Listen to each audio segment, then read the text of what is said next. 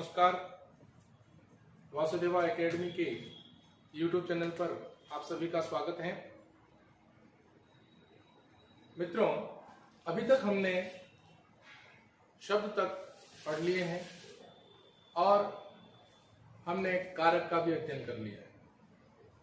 आज अपन जो पढ़ने जा रहे हैं वो आपके लिए अति महत्वपूर्ण है, यानी परीक्षा की दृष्टि से उससे संबंधित सबसे ज्यादा प्रश्न आते हैं और एक बार आपने अच्छी ढंग से पढ़ लिया तो आप व्याकरण का आधा भाग उसके माध्यम से पूर्ण कर सकते हैं।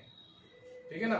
तो इस वीडियो को और अब आने वाले वीडियो को आप कंटिन्यू निरंतर देखें, इसमें किसी प्रकार का कोई त्रुटि या बाधा नहीं हो, और अधिक से अधिक लाइक और शेयर करें ताकि लोगों तक ये पहुंच सके। जो अब तक आपने नहीं पढ़ा, आज अपन वो पढ़ेंगे। जिस तरीके से पढ़ेंगे, जिस ढंग से पढ़ेंगे, जिससे संबंधित परीक्षा में प्रश्न पूछे जाते हैं, कैसे पूछे जाते हैं, उसकी चर्चा अपन करते हैं। चलिए अपन पढ़ते हैं। आज का अपना टॉपिक है वह है संधि।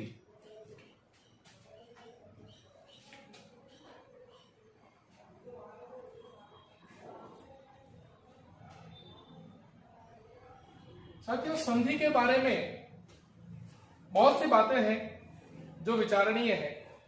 लोगों के दिमाग में बहुत से ऐसे भाव विचार उठते हैं कि संधि बहुत टफ है, बहुत कठिन है। ऐसा कुछ नहीं है।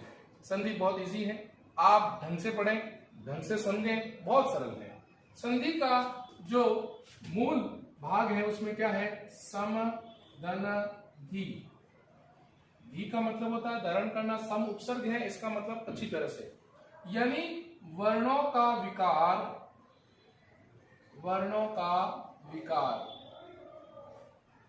और वर्णों का विकार उत्पन्न होने के बाद फिर क्या हो? नए शब्द का निर्माण,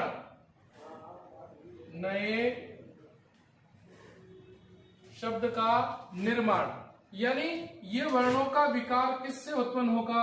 ध्वनियों से। किससे उत्पन्न होगा मित्रों? ध्वनियों से उत्पन्न होगा और नए शब्द का निर्माण होगा। तो संधि की आवश्यकता पड़ी क्यों?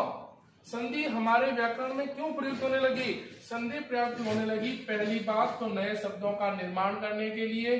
दूसरी बात उपसर्ग व प्रत्यय की जानकारी या उपसर्ग और प्रत्यय पृथक करने के लिए, उपसर्ग व प्रत्यय पृथक करने के लिए इसका उपयोग होने लगा। ठीक है? और संधि से, ठीक है ना, अर्थ का ज्ञान करने के लिए इसके लिए संधि का क्या पड़ा? जरूरत पड़ी। मित्रों, संधि की जो परिभाषा बन जाएगी वह बन जाएगी दो वर्णों के मेल से उत्पन्न विकार को क्या कहेंगे? संधि कहेंगे। यानी दो परस्पर वर्णों के मेल को क्या कहेंगे? संधि कहेंगे। इसमें सबसे पहले आपने एक शब्द सुना, विकार। ये विकार क्या है? विकार क्या होता है? और इसमें ध्वनि विकार क्या है? ये दो बातें आपको याद रखनी जरूरी है। और ध्वनि विकार से क्या होता है? वर्ण विकार। तो ये वर्ण विकार क्या है? ये भी याद करने योग्य है। यानी ध्वनि विकार का तात्पर्य यह होता है, यानी ध्वनियों के मध्य विकार उत्पन्न होना, ध्वनि का विकार। और ध्वनि से क्या हो जाएगा? वर्ण का विकार। आप अच्छी तरह से समझिए कि संधि जो है वो ध्वनियों का समीपता लाने का काम करती है। समीपता लाने का कार्य कैसे करती है? जैसे मैं एक शब्द का ध्वनि विकार कर रहा हूं, आप ध्यान से समझिएगा।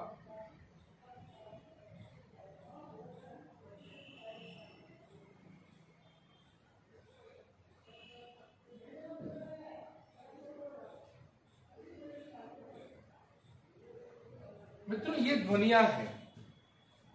विद्यालय, तो ये ध्वनियां जब आपस में आ जाएगी, जब ध्वनियां पास पास हो जाएगी, तब वो एक नया जो शब्द बनेगा वो हो जाएगा विद्यालय। वो शब्द क्या हो जाएगा? विद्यालय हो जाएगा। यानी इन ध्वनियों के समीपता में आने से, इन ध्वनियों का समीप होने पर एक शब्द का निर्माण होता है, वो क्या हो जाता है? विद्यालय। लेकिन इस शब्द के निर्माण करने के लिए हमें संधि के दो पदों का ज्ञान होना चाहिए। दो पद कौन कौन से होते हैं? जैसे देखिए अपन करते हैं विद्याधनालय। आप एक तो दिमाग से निकाल लीजिए कि संधि के शब्दों को, संधि विच्छेद को अपन रट लें, अपना काम बन जाएगा। रटना नहीं है। तो विद्याधनालय, अब इसमें ध्वनि कौन कौन सी आई, ये बात रखने योग्य है, ये बात मानने योग्य है। तो इसमें दो पद होते हैं, एक तो होता है पूर्व पद और एक होता है उत्तर पद। साथियों, एक बार आप संधि की आज अपन केवल चर्चा करेंगे कि क्या है, फिर इनके बारे में, इनके भेद के बारे में चर्चा करेंगे। क्योंकि अगर पृष्ठभूमि समझ में आ गई ना, तो संधि विच्छेद करना, संधि के नियम पढ़ना, संधि के जितने भी उदाहरण है बहुत इजी हो जाएंगे। तो इसमें हमेशा ध्यान रखना, पूर्व पद का अंतिम वर्ण और उत्तर पद का प्रथम वर्ण ही संधि करता है, वही मेल करता है। यानी यहां पर देखिएगा आप, इसमें क्या आ रहा है भाई? आ। इसमें क्या आ रहा है भाई? आ। तो ये दो ध्वनियां आई, यहां से और यहां से। यहां से कुछ नहीं, यहां से कुछ नहीं, यहां कोई बदलाव नहीं हुआ।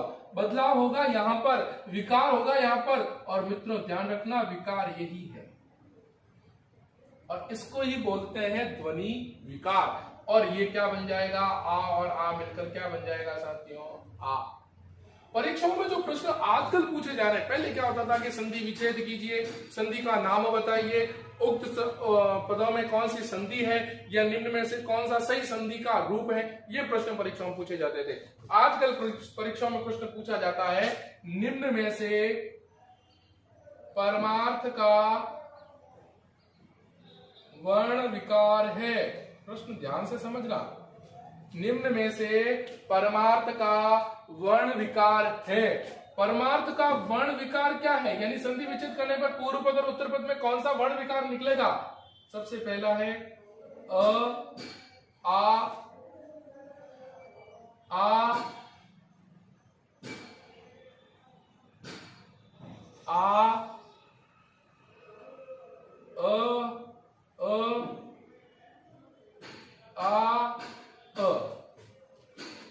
बताइए कौन सा होगा वर्ण विकार परमार्थ में? ऐसे प्रश्न पूछे जा रहे हैं, तो उसके लिए भी अपने को तैयार होना चाहिए। अपने को ध्यान है कि परमार्थ, आर्थ, आर्थ, परमार्थ, यानी ध्वनियों को समीप लाइए, स्वतः ही ध्वनि निकल जाएगी। कौन कौन सी? परमार्थ, यानी अ और अ मिलके क्या बनता है? आ। और यही क्या है? ध्वनि विकार है। यही क्या कहलाता है मित्रों? ध्वनि विकार। तो संधि का प्रयोग क्यों होने लगा? संधि किस रूप में प्रयुक्त होती है? प्रश्न कैसे पूछे जा रहे हैं आजकल? यानी प्रश्न यूं पूछा जा रहा है, वर्ण विकार बताइए, संधि का नाम बताइए, कौन सा सही संधि विच्छेद है, कौन से शब्द का सही संधि विच्छेद बना है, और संधि विच्छेद शब्द दे दिया, और संदिष्ट पद कौन सा बनेगा, संयुक्त पद कौन सा बनेगा, वो आपको बताना होता है। तो ये था संधि का सामान्य रूप। ठीक है।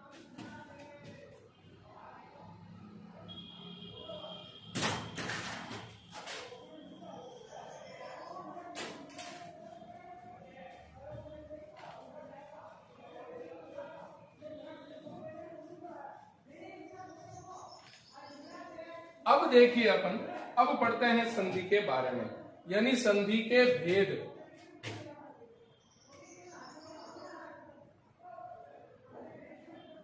संधि के भेद, यानी संधि के भेद कौन कौन से हैं, संधि को कितने भागों में बांटा गया है, किन किन रूपों में बांटा गया है, वो अपन पढ़ते हैं। संधि के भेद मित्रों होते हैं 5।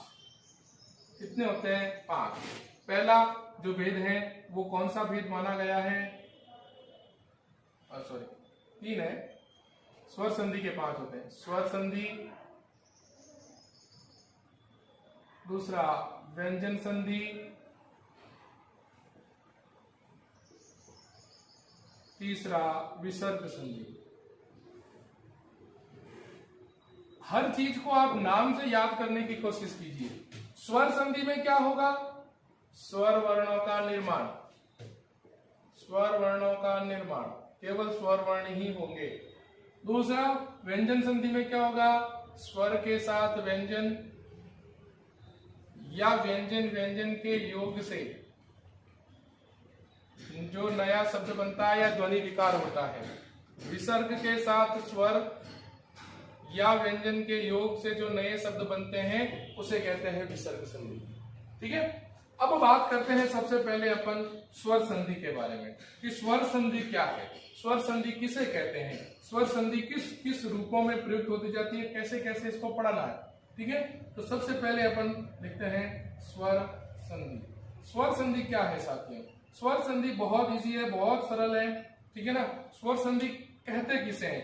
यानी दो स्वर वर्णों के परस्पर मेल से उत्पन्न विकार को, दो स्वर वर्णों के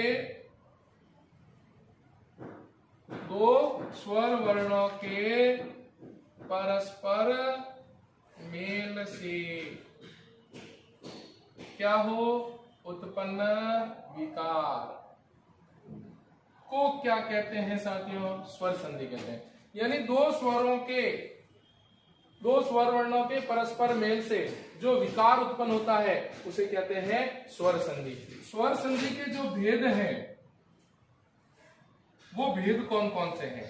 इसके भेद जो होते हैं 5। इसके भेद कितने होते हैं साथियों? 5 होते हैं। 5वें में कौन कौन से भेद हैं? सबसे पहला जिसे कहते हैं अपन दीर्घ स्वर संधि, दीर्घ स्वर संधि।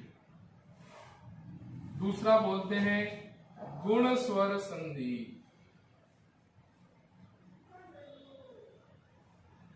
तीसरा भेद है वृद्धि स्वर संधि, वृद्धि स्वर संधि। चौथा जो भेद है वो है यण स्वर संधि।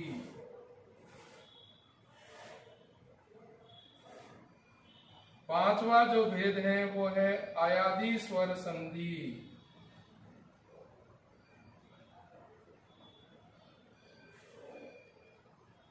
ये 5 प्रकार के भेद हैं। इन 5 प्रकार के भेदों को अपन पढ़ेंगे और परिभाषा सहित। लेकिन सबसे पहले इनमें किन किन वर्णों का निर्माण होता है ये पढ़ना जरूरी, क्योंकि इससे संबंधित परीक्षा में प्रश्न पूछा गया है। प्रश्न कैसे पूछा गया कि दीर्घ स्वर संधि में किन वर्णों का निर्माण होता है, गुण स्वर संधि में किन वर्णों का निर्माण होता है, वृद्धि स्वर संधि में किन वर्णों का निर्माण होता है, यण स्वर संधि में किन वर्णों का निर्माण होता है, आयाती स्वर संधि में किन वर्णों का निर्माण होता है। तो ये पढ़ना है हमें।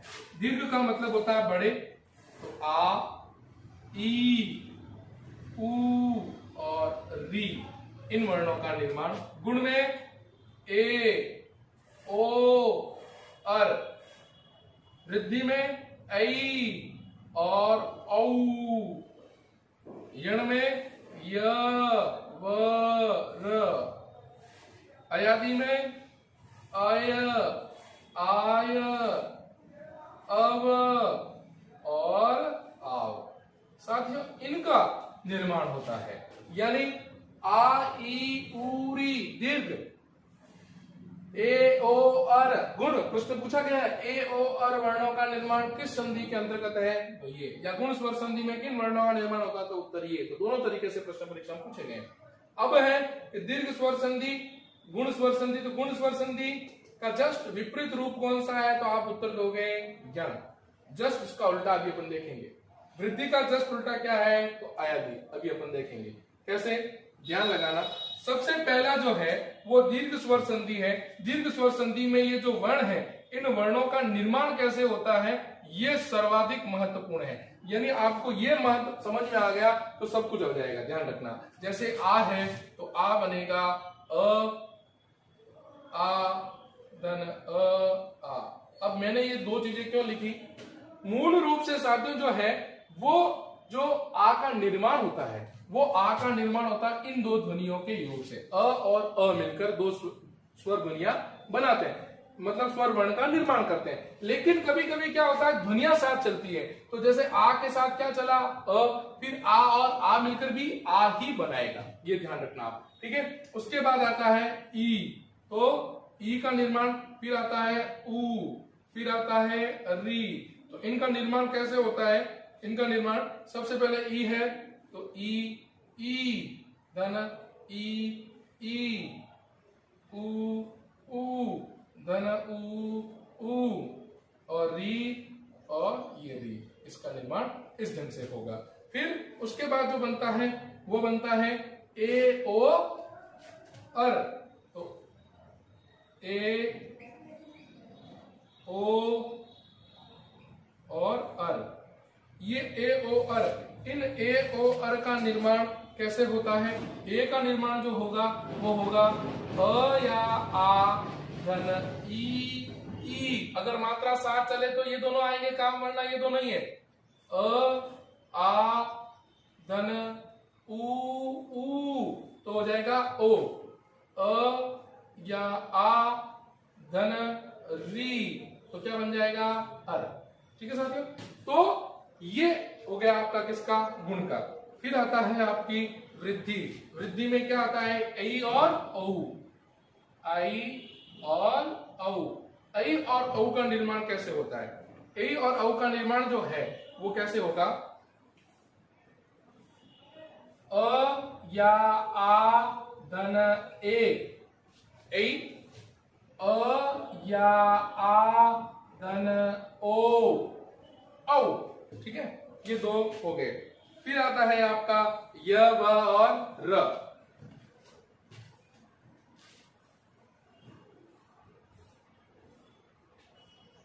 य व र अय आय अव आ। अब इसके अंतर्गत आप समझिए कि इसके अंतर्गत कैसे इसका निर्माण होगा। य का जो निर्माण होगा वो होगा ई धन अ आ, ऊ धन अ आ, री धन अ आ, अय का होगा ए धन अ या आ, आय ऐ धन अ या आ, अब ओ धन अ या आ, आव औ धन अ या आ। साथियों, ये है वर्ण विकार जो आपको याद करना है। अब याद करने का मतलब ये नहीं रटना नहीं है। इनको दिन में एक बार देखो आप, ताकि आपके समझ में आ जाएगा। दो चीजें क्लियर हो रही है यहाँ पर। दो चीजें यूं क्लियर हो रही है कि परीक्षा में पूछ ले कोई शब्द दे रखा और उसका वर्ण विकार क्या है तो आप यहां से निकाल सकते हो। जो आजकल प्रश्न पूछे जा रहे हैं वो बहुत अच्छे प्रश्न पूछे जा रहे हैं, तो आप इस ढंग से यहां से निकाल सकते हो। और अगर इससे संबंधित कोई नया शब्द निर्माण करना है, ध्वनियों से शब्द बनता है तो ध्वनियों से वर्ण, वर्ण से शब्द बनता है तो वर्ण का निर्माण करना है तो ध्वनि आपको ज्ञात होनी चाहिए। तो ध्वनियों के निर्माण से ये वर्ण बनते हैं और इन्हीं वर्णों से शब्द होता है, शब्द का निर्माण होता है। और वो किसके माध्यम से होता है साथियों? संधि के माध्यम से होता है। तो स्वर संधि के भेद कितने हो गए? दीर्घ, गुण, वृद्धि, यण, आदि, आई, मतलब इनके चारों, इसमें किन किन वर्णों का निर्माण होता है और कैसे होता है, ये हमने आज सीखा। आशा करता हूं कि संधि की जो सामान्य परिचय था वो आज हमने पढ़ा। मित्रों, एक बात और ध्यान रखना, हर शब्द की संधि नहीं होती। ये भी ध्यान रखना, हर शब्द की संधि नहीं होती। इसलिए आप सदैव उन्हीं शब्दों का लिखो कि जिसमें पूर्व पद और उत्तर पद दोनों में से अर्थ निकले। ये सबसे बड़ी बात होती है। तो आज के लिए अपन इतना ही पढ़ेंगे और इससे संबंधित किसी प्रकार का डाउट, संशय हो तो आप जरूर शेयर करें, बताएं। और वासुदेवा एकेडमी के ऐप को जल्द से जल्द डाउनलोड करें, क्योंकि हर दिन प्रतिदिन उसके ऊपर टेस्ट होते जा रहे हैं। पटवार, कांस्टेबल, रीट, ठीक है ना, आरएएस, फर्स्ट ग्रेड, उससे संबंधित सारी अध्ययन सामग्री उस पर उपलब्ध है। आशा करता हूं आज के इस टॉपिक में आपको समझ में आया होगा। तब तक के लिए नमस्कार।